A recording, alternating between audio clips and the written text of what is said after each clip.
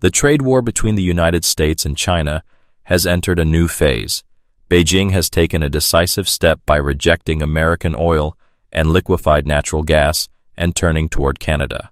The appointment of Li Changan as China's chief international trade negotiator is not merely a personnel decision, but a signal that the country is preparing for a prolonged and possibly the most intense trade confrontation with Washington in decades. The administration of Donald Trump, not easing its pressure, announced record-breaking tariffs of 245% on Chinese imports. This means that a product worth $1 now costs China $3.45. Beijing's response was swift. The energy front has moved into the spotlight. A trade war that initially targeted electronics, technology, and the agricultural sector has rapidly expanded into new areas, from automotive manufacturing to the chemical industry. But the most painful blow came from interference in the energy sector, where the United States had hoped to strengthen its position through the shale boom and energy exports. However, the reality proved otherwise. China, once the largest buyer of American oil and liquefied natural gas, is rapidly ending cooperation with the U.S. and establishing a new energy axis with Canada and Russia.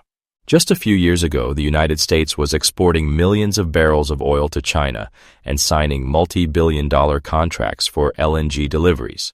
In the years 2017 and 2018, such deals were seen as breakthroughs. Beijing sought to diversify energy sources, while Washington aimed to expand its market. Some Chinese companies even planned to invest in U.S. liquefaction infrastructure. But with the deepening of the trade war, that picture has radically changed. Fresh data from Bloomberg confirms it.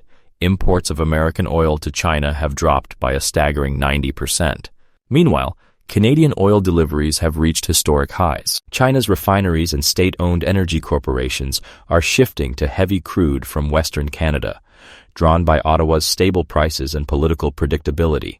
Canada, traditionally a quiet participant in global energy processes, has suddenly emerged as a major player. Canadian companies have seized the moment.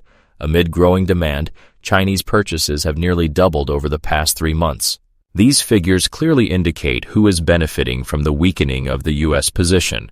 Moreover, China has reportedly issued a quiet directive to its state-owned firms to avoid signing new deals with unfriendly nations, now including the United States.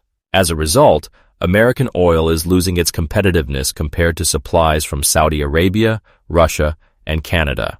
The situation in the liquefied natural gas sector is no less alarming for the United States. LNG purchases from America have dropped nearly to zero. At one time, this type of fuel helped China cope with winter demand peaks, but now contracts are being annulled and shipments are being redirected to other regions.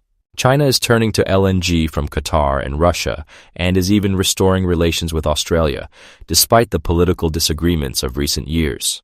Blows to the United States' energy position are triggering a chain reaction in global markets. Amid the trade war, countries are attempting to reroute energy flows and form new alliances. If oil and gas prices rise, everyone will suffer, including China. If they fall, there will be bankruptcies among American producers, especially given the high cost of shale oil production. It is symbolic that all of this is happening at a time when the United States had just begun to position itself as a global energy exporter. Losing a consumer like China is not merely a reduction in revenue.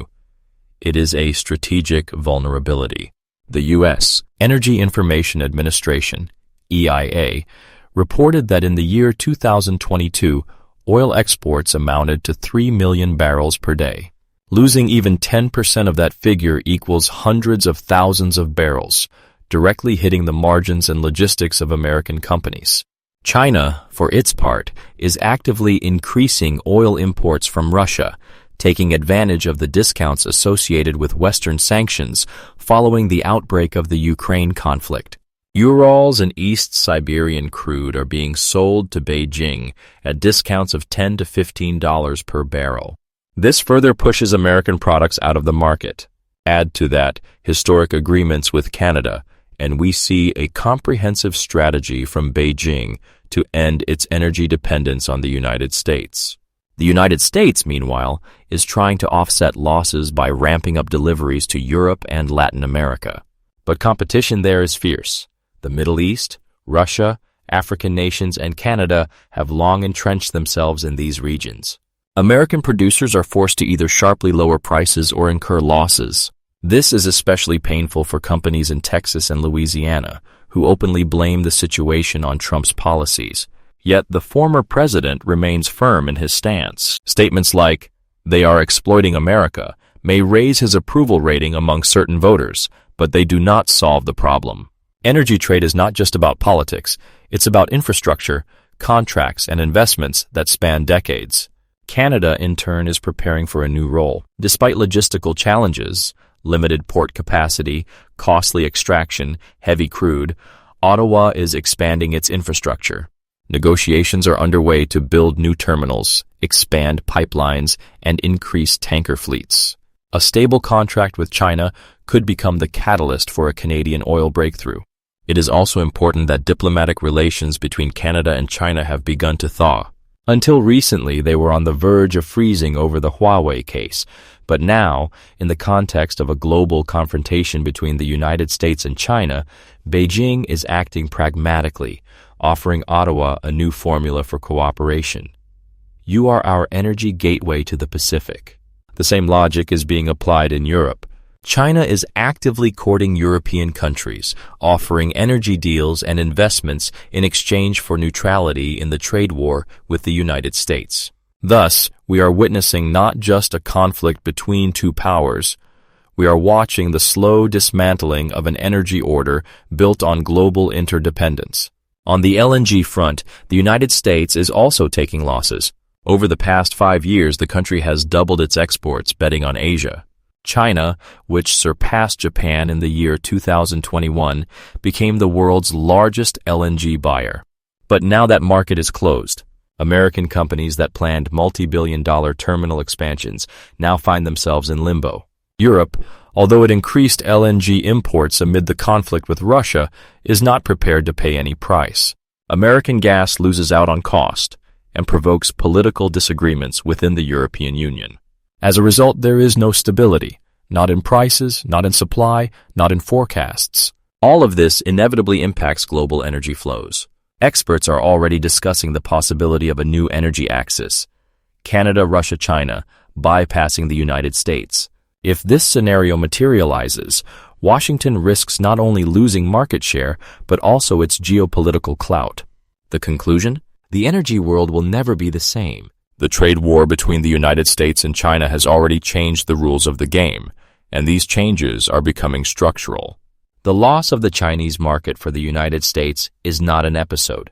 It is a tectonic shift. Beijing has found an alternative in Canada, is strengthening cooperation with Russia, and the United States is trying to adapt, but losing leverage. Bottom line, oil exports from the United States to China, down by 90%, LNG, nearly zero. China is purchasing record volumes of oil from Canada and Russia. This shift is forming a new map of the global energy landscape, where old alliances no longer guarantee stability. The stakes are high, and the loser will pay not only in money, but in influence on the world stage.